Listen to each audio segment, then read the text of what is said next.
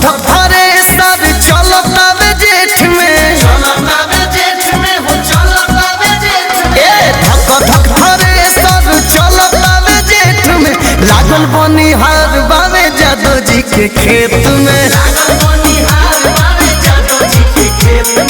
अब कटवा दो पिया एगी चपेट में आहे लागल बनिहार बावे जादो जी के खेत में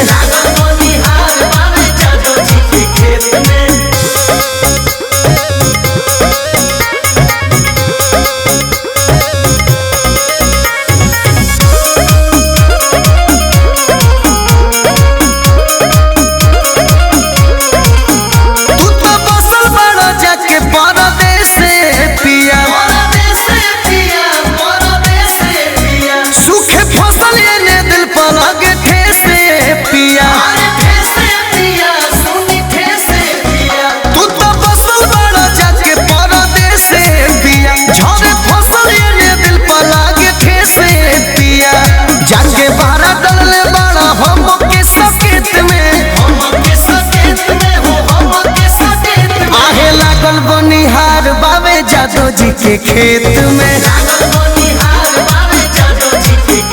आहे लागल बनिहार बावे जादो जी के खेत में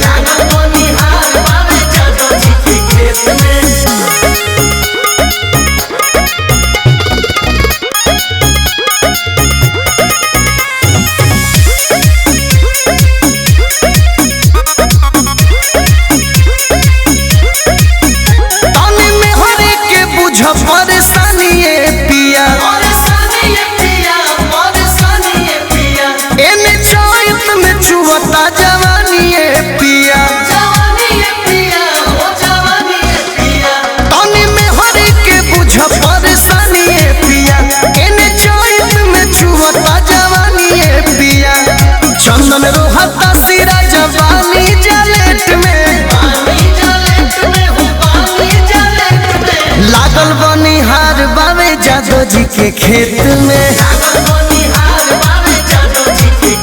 आहे लागल बनिहार बावे जादो जी के खेत में।